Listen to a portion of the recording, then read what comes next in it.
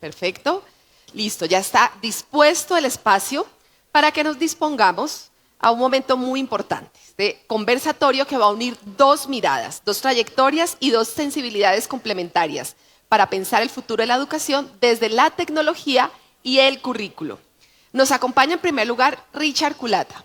Richard, te invitamos a subir al escenario y junto a él tenemos nuevamente a nuestra querida Elisa, que también aquí, bueno, pueden hidratarse también un poquito. Invitados que han recorrido caminos distintos pero convergentes, con una misma convicción. La educación necesita transformarse, no solo para adaptarse al futuro, sino para construirlo activamente. Y para moderar este espacio, contaremos con Ernesto Núñez, director global de producto de Santillana y founder de Sumun. Bienvenido, Ernesto, también. Bien. Buen día a todos. Oigan, qué emoción. Yo creo, además de que traigo un par de preguntas de ustedes. Bueno, primero quiero celebrar que tengamos este sábado lleno de colegas, pero además sábado lleno de entregas. Gracias, Elisa, gracias, Richard. Yo afortunadamente tengo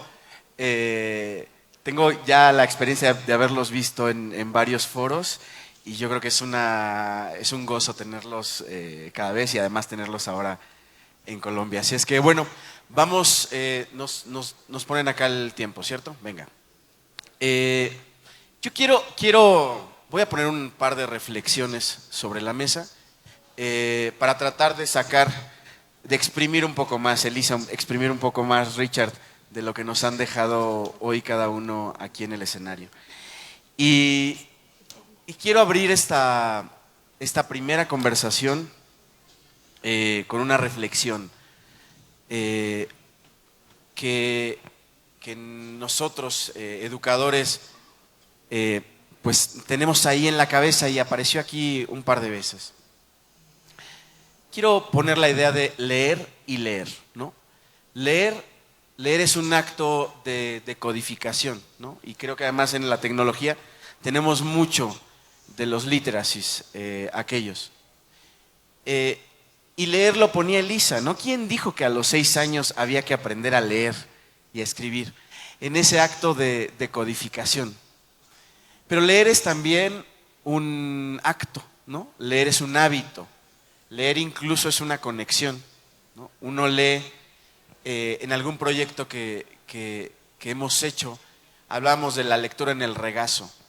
Es decir, poner a nuestros hijos, a nuestros sobrinos, aquí en el regazo y leer con ellos, porque la lectura es un acto físico también. Y quiero explorar un poco, Elisa, tu visión sobre esa perspectiva de leer como decodificación y leer como acto, como hábito, y cómo nosotros, además como educadores, reflejamos esas dos perspectivas del mismo verbo. Leer como decodificación y leer como acto. Es un tema enorme y complejísimo. Ayer hablábamos precisamente de uno de los grandes misterios de la enseñanza de la lectura, que es cómo, si tantos niños pueden decodificar, no pueden comprender lo que leen. ¿Dónde viene el brinco? ¿En dónde se nos fue el avión? ¿No? Porque los chicos los pones a decodificar y decodifican, pero no entienden, no están comprendiendo lo que leen. Y yo creo que de ahí precisamente viene el cómo y el cuándo estamos enseñando a leer. Hay dos ingredientes esenciales para que un niño comprenda lo que lee o para que un adulto comprenda lo que lee. El primer componente es fluidez en la lectura y el segundo componente es vocabulario. Cuando un niño no tiene fluidez en la lectura, cuando decodifica lentamente, está utilizando su poder cerebral para decodificar, que es un acto complejo, que se hace, idealmente se debería de hacer automático con el tiempo, pero muchas veces no sucede así. Y el tiempo que dedicamos a decodificar es tiempo que le robamos a comprender.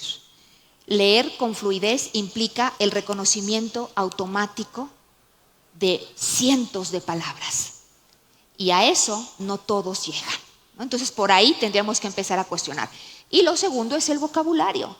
Hay investigaciones que nos dicen que incluso con un 5% de vocabulario que no comprendas en un texto va a comprometer la comprensión total del texto. Entonces, volvemos a lo que nos decía ayer Alejandro o Gregorio, no recuerdo quién, creo que fue Gregorio el que nos hablaba de los 30 millones de palabras del estudio de Hart y Risley, ¿no? Vocabulario.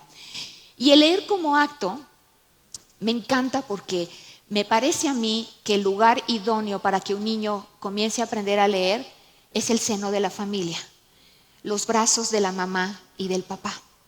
Y el leer como acto es al mismo tiempo un abrazo. Cuando te sientas a un niño en un regazo con un libro y sujetas tú, junto con el niño, el libro, estás abrazando al niño. Me parece una metáfora bellísima.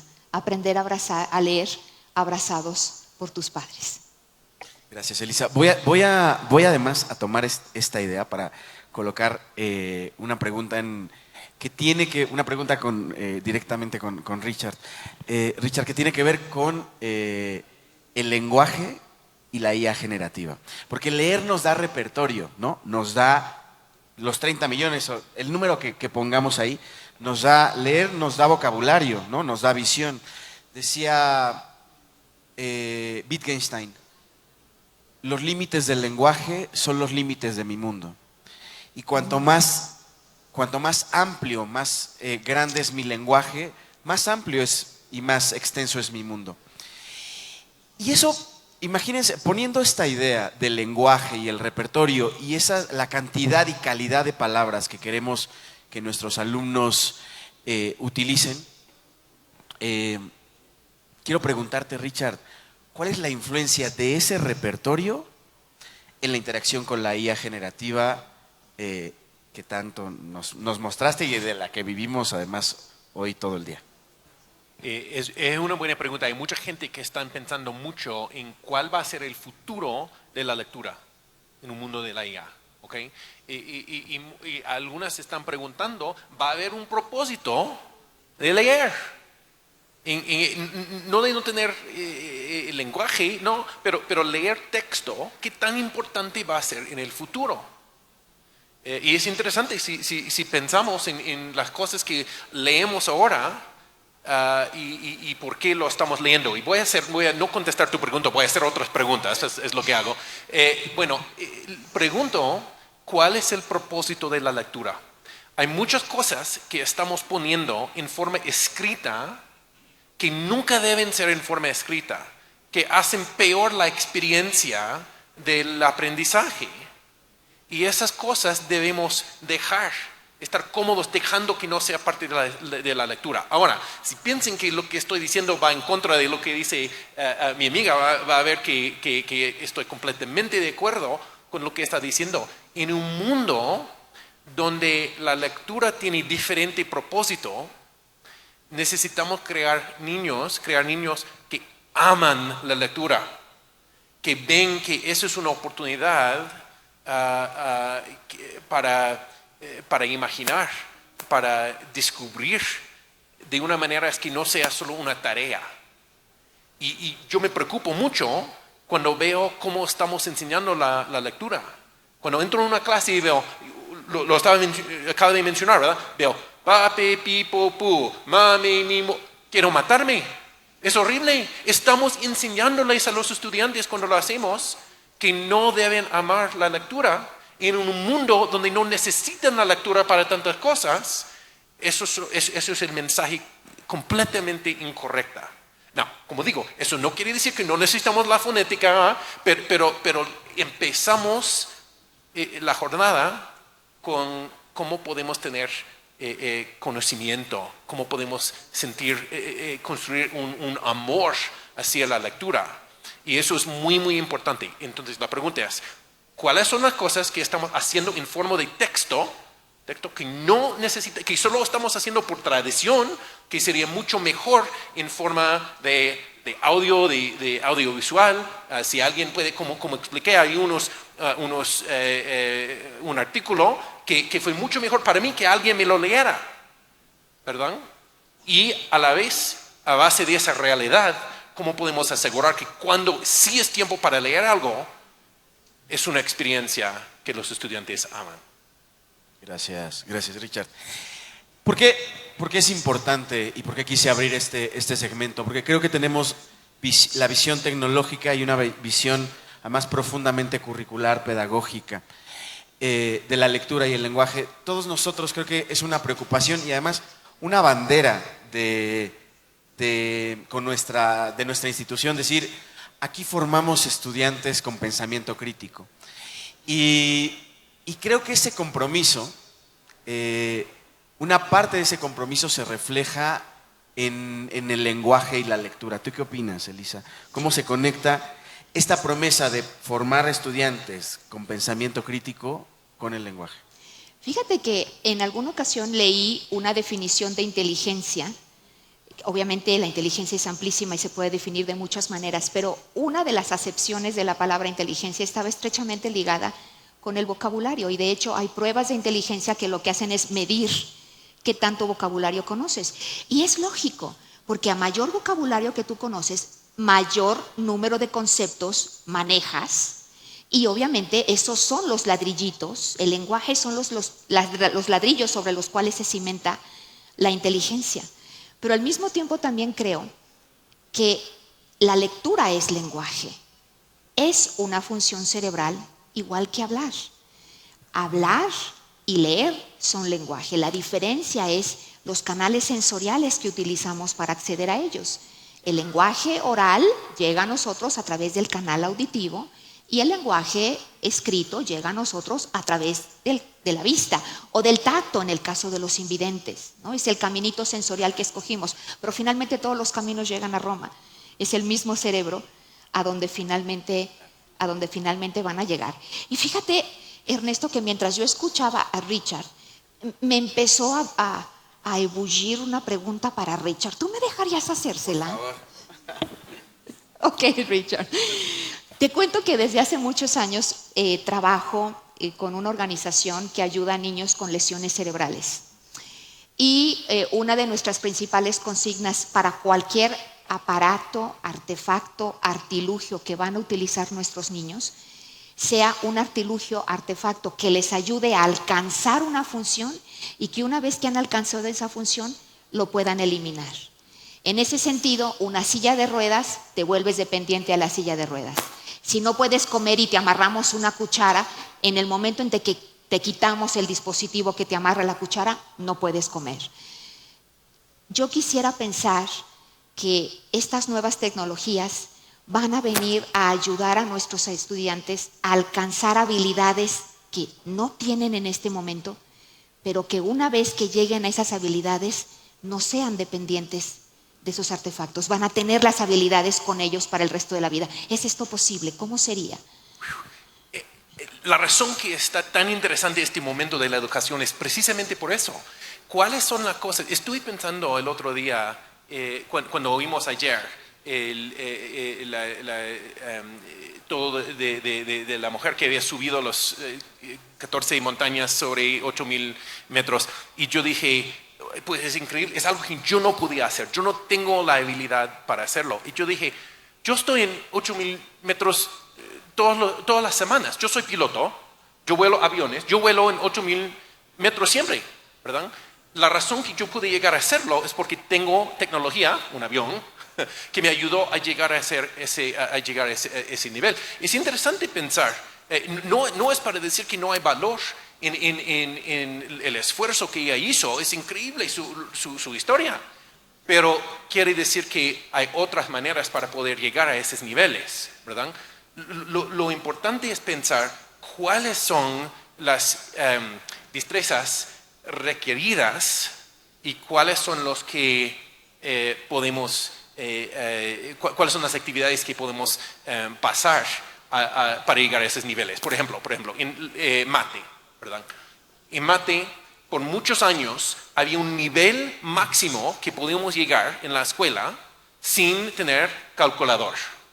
Porque el tiempo, literalmente el tiempo del día no permitía muchos más conceptos, porque el tiempo que tomaba para sumar todo a mano no llegaba a esos conceptos más adelante.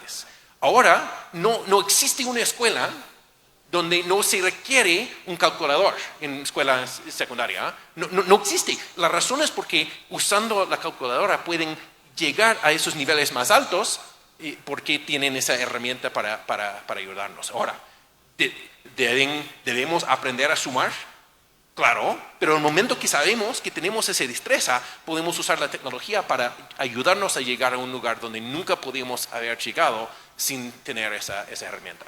Y es la pregunta que tenemos que hacer con la herramienta. Me encantaría que me contestara, estamos ahora tomando el control de su panel, pero ¿cuáles serían algunas ideas, algunas actividades que piensas que podemos empezar a hacer ahora los estudiantes con la ayuda de la IA, que no quitan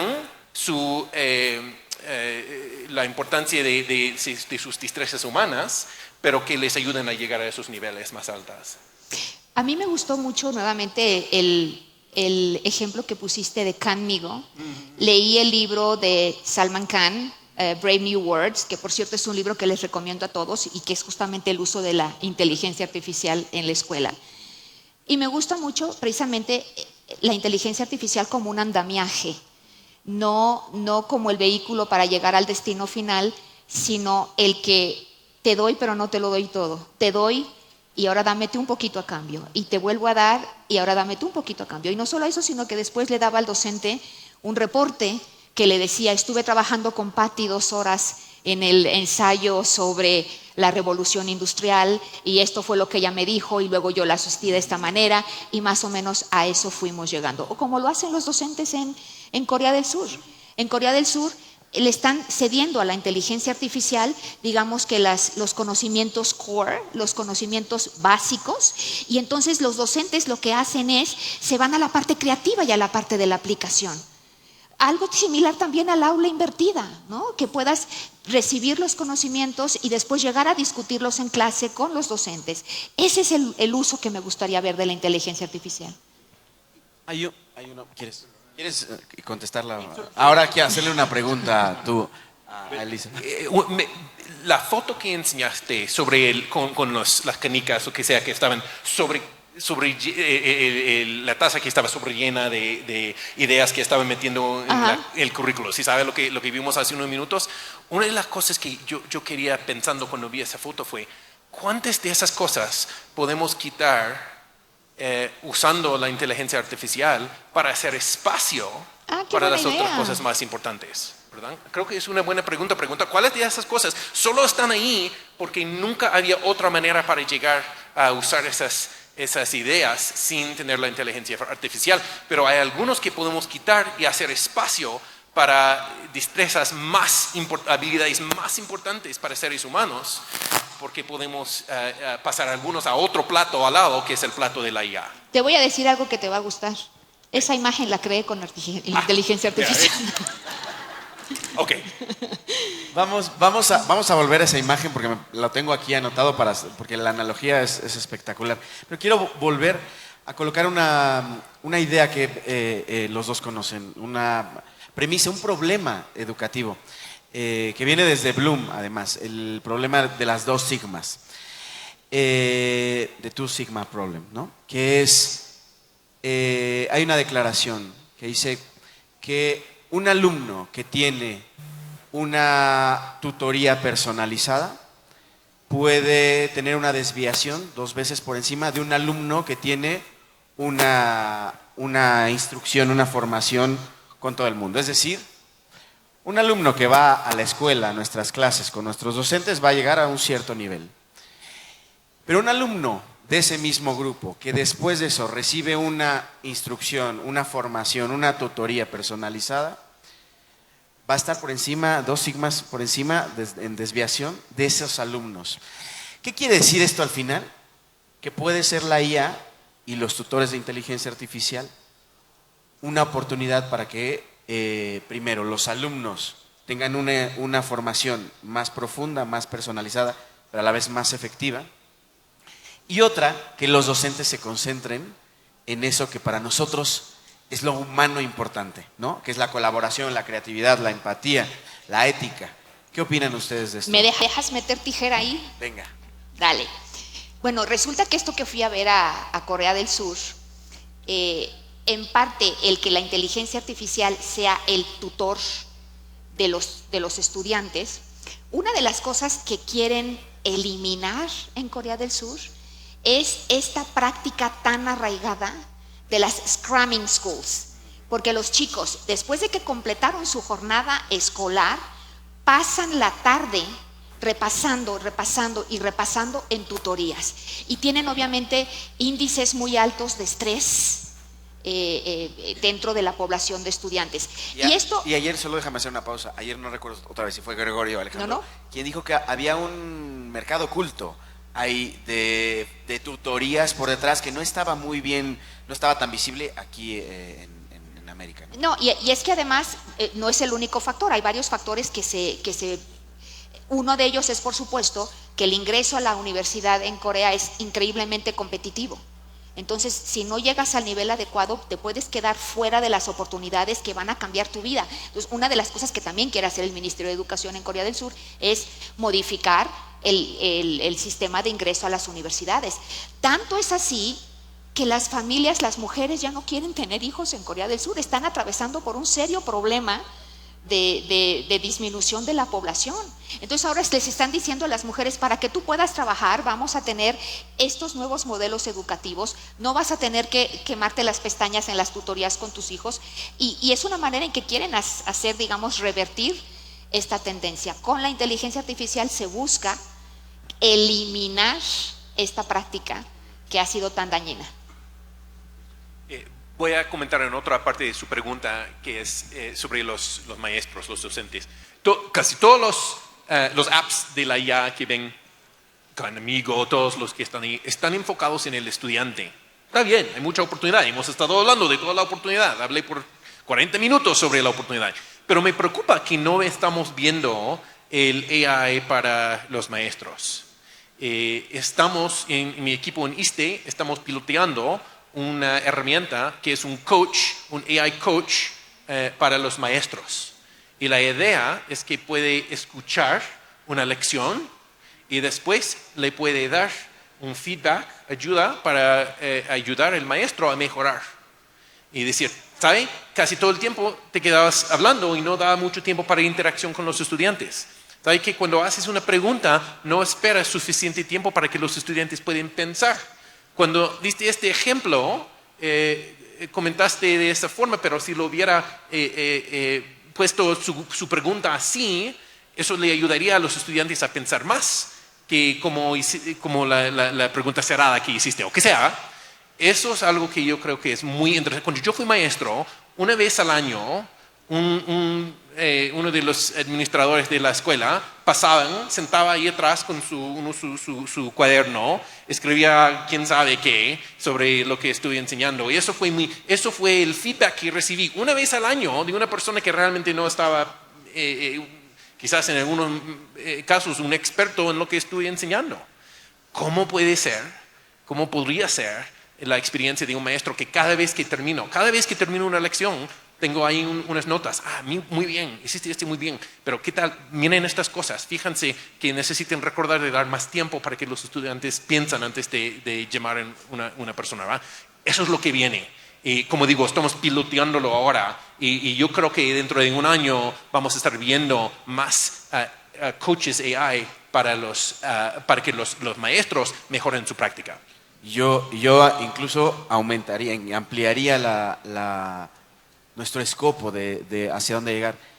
¿Qué hago como papá? ¿Cómo puedo ayudar con un tutoría a mi hijo, ¿no? O sea, finalmente hay una preocupación, además pospandémica, hay una preocupación cada vez más grande de papás acompañando a sus hijos en la formación, en entender juntos el mínimo común múltiplo, ¿no?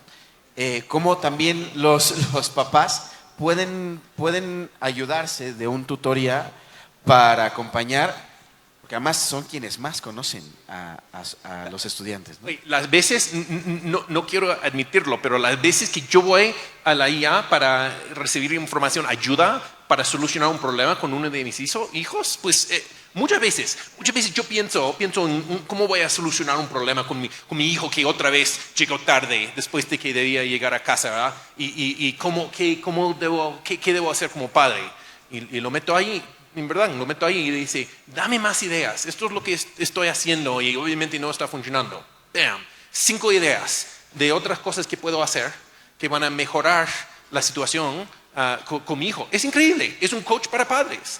Entonces creo que la idea, somos muy malos para recibir feedback, para recibir retroalimentación. Si mi esposa me lo dijera, decía, siempre estás gritando a su hijo y eso no es mi esposa no habla así. Siempre está gritando a su hijo, ¿eh? Y no es como debemos hacerlo. Si ella me diera ese feedback, siempre ella tiene la razón, pero es difícil para mí escuchar, es difícil para mí ponerlo en práctica. Pero si me lo dice ChatGPT, digo, bueno, sí está bien, sí tiene razón. Es increíble cómo podemos recibir feedback de un compu, de un bot, más fácil que una persona. Es porque ahí el tono, no hay tono. No tono. Y no van a contarle a otras personas la pregunta que le estoy haciendo. Elisa, ¿querías? Los padres, estén conscientes o no y quieranlo o no, somos los primeros y más influyentes educadores de nuestros propios hijos. Y mi experiencia fue que me convertí primero en madre y después por accidente me convertí en maestra. Me convertí primero en madre y como yo amaba la lectura, amaba la cultura, la música y quería que mis hijos tuvieran ese mismo regalo de la vida, empecé a enseñarles desde que eran muy pequeñitos. Por supuesto, yo no tenía en ese momento ni siquiera formación universitaria y sabía muy poco de educación y lo que hice fue leer y leer y leer y seguir leyendo y sigo leyendo. Empezando por supuesto de los libros que a lo mejor más te van interesando en ese momento. Yo empecé con un libro que se llamaba Cómo enseñar a leer a su bebé de Glenn Doman y así fue como yo enseñé a mis propios hijos a leer en casa. Y cuando fue tiempo de que ellos llegaran a la escuela tenía un enorme problema y era que las escuelas que en aquel momento, te estoy hablando de que mi hijo mayor tiene 30 años, en aquel momento las escuelas disponibles que había en mi ciudad no eran lo que yo estaba buscando, distaban por mucho. Después de la tercera escuela me di cuenta que si quería una educación diferente tendría que fundar la escuela que quería para mis hijos y eso fue lo que hice.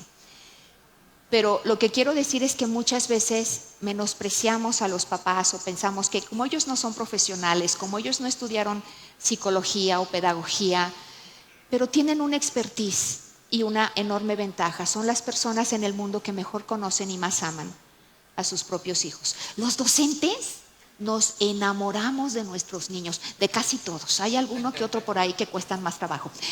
Pero por mucho que queramos a nuestros estudiantes, nunca los vamos a querer, ni ellos nos van a querer a nosotros, ni nunca va a existir esa conexión como la que hay entre padres e hijos. Y bueno, finalmente a fuerza de leer, y no a fuerzas, sino leyendo por gusto y enseñándoles a leer a ellos, se fue creando una dinámica en la que compartíamos estas cosas que nos gustan. Y al día de hoy tengo 2 grandes prácticas con mis hijos, dos rituales. Uno de ellos es que aunque son adultos, ellos tienen subsidio vitalicio del 50% de todo lo que gasten en libros. Me mandan su ticket y es un subsidio vitalicio y tenemos nuestro club de lectura y nos recomendamos libros entre nosotros. Y el otro es que corremos un medio maratón juntos todos los años en algún lugar diferente del mundo. Pero todo eso se dio porque cuando eran chiquitos pudimos tener este espacio que a mí tanto me gustaría que todas las familias pudieran tener. Como escuela, ¿qué podemos hacer? Bueno, pues recomendarles lecturas, escuelas de padres. Yo sé que no todo el mundo va a las escuelas de padres, pero caray, ¿por qué no hacemos pequeños videos, como dice Richard, y se los enviamos por WhatsApp de pequeños tips y cosas que podamos empezar a hacer? No sé, confiar en los padres. Ahí tenemos una idea además. Que acabas de poner, Elisa, y que yo hace unos meses que estuve en un colegio de aquí de Barranquilla, decía, aquí en este colegio no se matriculan alumnos, se matriculan familias, ¿no? que me pareció una idea poderosa, brillante, espectacular, porque es establecer una cercanía y un contrato también con la familia. Y esto responde, colegas, nos están enviando por las redes y demás algunas preguntas para Elisa y para Richard, y una de ellas era cómo podemos usar la inteligencia artificial en nuestros estudiantes pequeños y no tan pequeños, ¿no? Creo que los padres también pueden ser uno de los vínculos que hacemos con la tecnología. Voy a abrir una idea más. Y voy a volver a esta imagen que hiciste con inteligencia artificial, Elisa, sobre esta cubeta llena, ¿no? Y esta es una reflexión que hemos hecho en algún proyecto también de UNOI para abrir un concepto que llamamos pedagogía líquida. Y el concepto la imagen es más o menos esta, ¿no? La escuela está llena. ¿Es un frasco con piedras o es una cubeta con piedras o con pedazos concretos? Con lo cual, si tú quieres añadir algo, tienes que sacar algo, porque está desbordada. Y proponíamos, hablemos de pedagogía líquida, hablemos de todos esos espacios, el recreo, que es además el momento más cristalino, transparente de la humanidad de los estudiantes, auténtico. Es la representación de la subjetividad, ¿no? de nuestra humanidad, pero también es la cafetería, también lo es la puerta de entrada, también lo es el tour escolar, ¿no? Y esta imagen que ponías, y además pensando en esta mañana que hemos tenido un equilibrio entre el currículo y la tecnología, entre lo humano y la máquina, me gustaría escuchar a los dos cuál es su perspectiva pensando en la pedagogía líquida, pensando en esto que humecta a las piedras, que hace además que lo líquido, si ustedes llenan un frasco lleno de piedras y le ponen agua, el agua va a mover, ¿no? Va a humectar las piedras. Y eso lo pensábamos mucho en el currículo socioemocional, pero creo que también es el currículo tecnológico el que podría llegar de la misma manera, con la misma estrategia de pedagogía líquida. ¿Podrían compartir con nosotros profundizaciones sobre esta idea? Yo me imagino, por supuesto, la parte líquida es una respuesta fabulosa y fenomenal a cómo ocupamos esos huequitos del tiempo para que nos alcance a hacer todo lo que queremos hacer. Pero como lo mencionaba hace rato muy brevemente, me parece que una otra posibilidad que no sabría cómo llamar porque no tengo formación científica, pero vieron que las piedritas cada una tenía un solo color. ¿Habría manera de compactarlas y crear canicas de diferentes colores? ¿Se han fijado cómo las canicas tienen esta transparencia, pero es como si tuvieran pedacitos de otras canicas de otros colores? Eso es lo que yo imagino con nuestros currículos. ¿Qué pasaría si para hablar y para aprender de matemáticas, en lugar de enfrentarnos al problema de Juanito tiene 10 manzanas, quiere repartirlas entre 5 amigos, ¿cuántas manzanas le tocan a cada uno? ¿Por qué no decir el ahuehuete necesita agua para sobrevivir, por eso vive cerca de los ríos? ¿Qué consecuencias podría tener una pérdida de este río, de su agua? ¿Para cuántos ahuehuetes? ¿Cuánto necesitaríamos que el cauce de este río llevara de agua? Y entonces estamos tratando un problema de matemáticas, pero al mismo tiempo desde la parte de la ciencia y desde la parte de la ciudadanía global, ¿no? Que es precisamente un proyecto en el que yo estoy trabajando en este momento. Entonces, la transversalidad de los currículos, los problemas de la vida no son problemas solo de matemáticas o solo de ética o solo de ciencias. Habría que encontrar la manera de lograr esta amalgación. Entonces, más que piedritas de colores, yo quisiera ver esa cubeta con canicas multicolores. No hay una mejor respuesta que esa. Es exactamente lo que debemos estar haciendo, la verdad.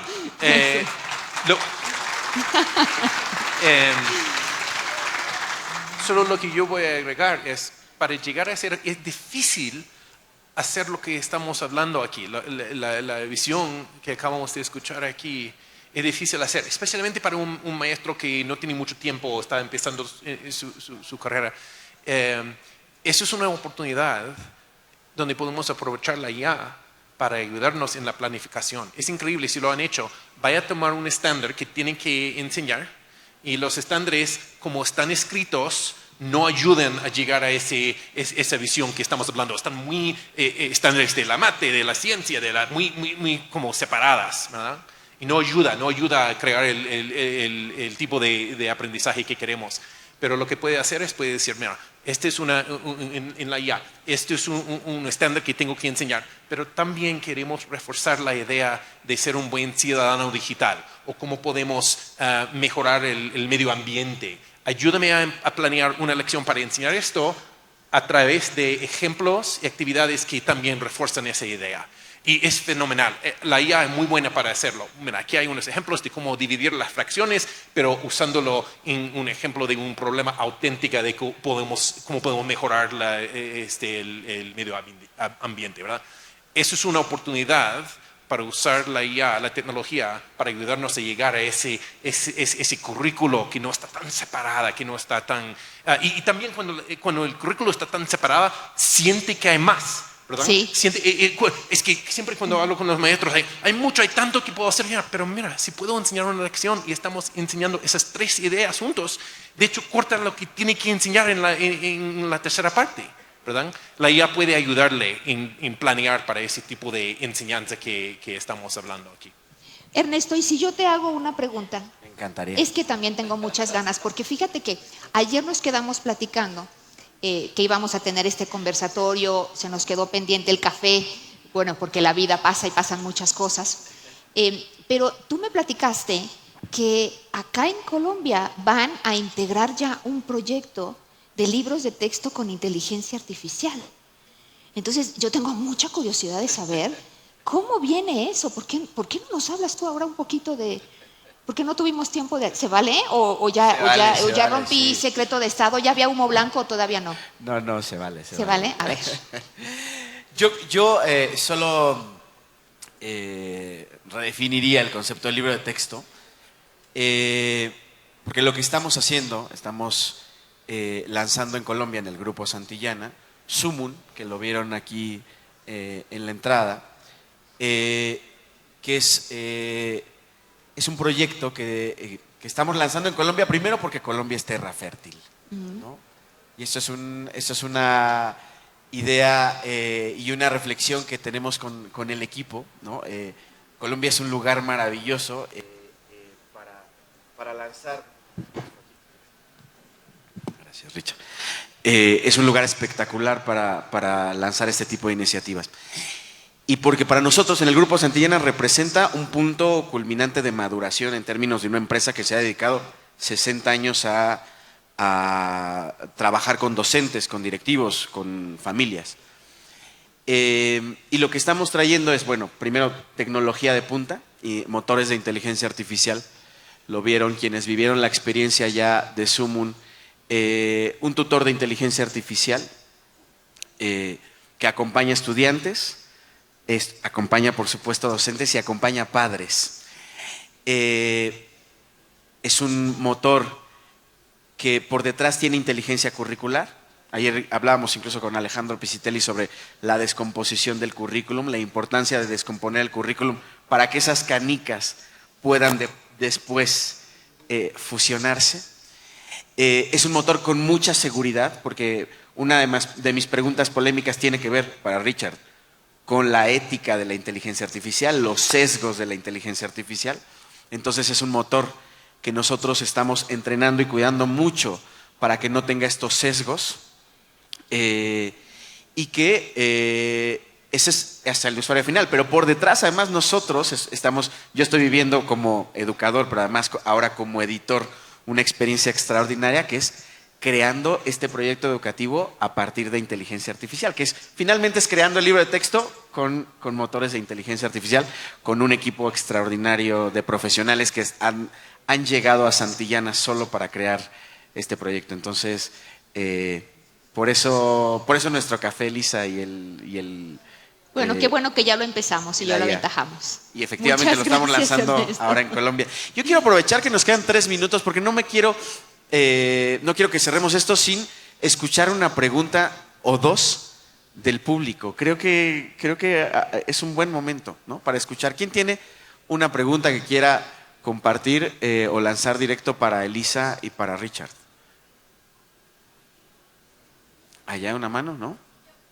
Bien. Aquí cerquita para compartir el micrófono. Muy buenos días.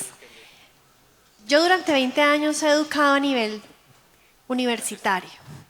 Yo quisiera saber cuál es la brecha que dejamos desde los colegios para el sistema universitario.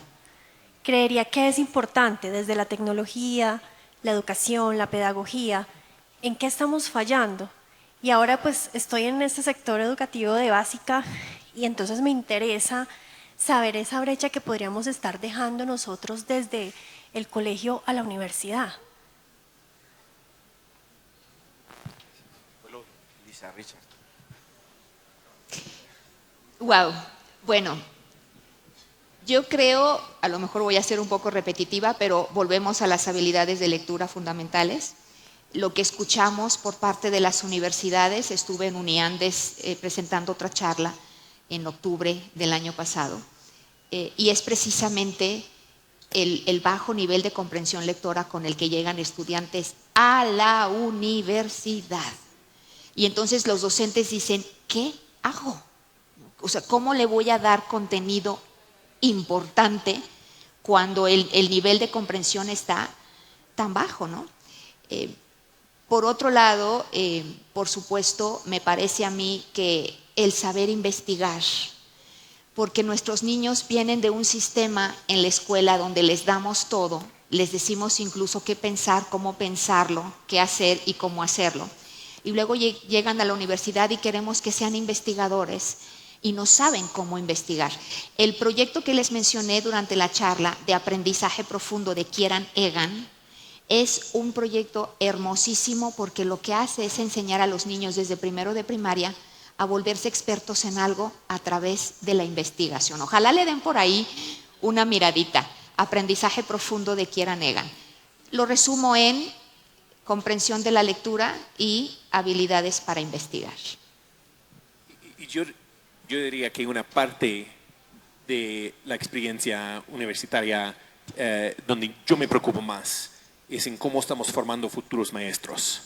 Los programas de la educación están mayormente enseñados por gente, o sea, muy buena gente, pero gente que no han estado en el aula por 10 años, quizás más. Y lo que las experiencias que están teniendo en la universidad, preparándose para ser futuros maestros, no alinean con la realidad del aula hoy, de la experiencia digital. Entonces tenemos que realmente poner atención en cuál es el currículo de los programas para enseñar futuros maestros, para que se alinea, para que ellos cuando están saliendo, llegando a la escuela, están preparados para ser líderes en este mundo digital, no estar hasta más atrasados que las personas que ya están trabajando en las escuelas. Gracias, Chito. Bueno, vamos a tener un ratito más a Lisa y a Richard aquí por la sala, en caso de que quieran hacer preguntas. Vamos a cerrar esto con un par de reflexiones. Primero, la lectura crítica, la lectura da pensamiento, da lenguaje, da una visión crítica de la educación, ¿cierto? La tecnología, hoy, además de lo que Richard nos ponía sobre esas 6 habilidades, creo que no solo son para docentes y alumnos, es para todos nosotros como comunidad escolar, que puede llegar con estrategias líquidas, con estrategias más transversales. No necesitamos quitar piedras, necesitamos humectarlas, ¿no? Necesitamos que el currículo también se comporte de maneras distintas, tenga diferentes estrategias laterales, ¿no? Abordajes.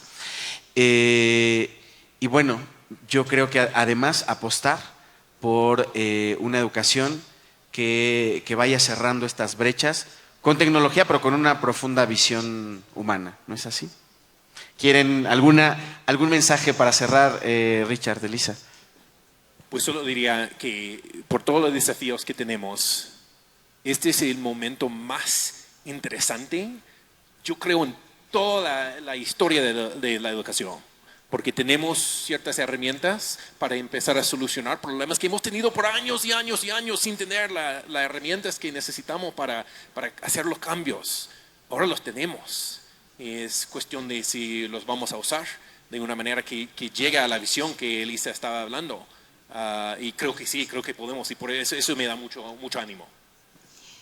A mí me gustaría decir que la escuela debería de ser ese espacio que motiva y empodera a nuestros estudiantes para que se conviertan al mismo tiempo en altamente capaces, pero a la vez profundamente humanos. Yo creo que es algo que podemos lograr en conjunto y que, por cierto, es también una muy buena meta para tener nosotros mismos. Ojalá podamos proveer ese espacio fértil y nutrido para que podamos ser altamente capaces y profundamente humanos. Qué gozo tenerlos a los dos aquí. Un aplauso para Elisa y para Richard. Muchas gracias por estar acá.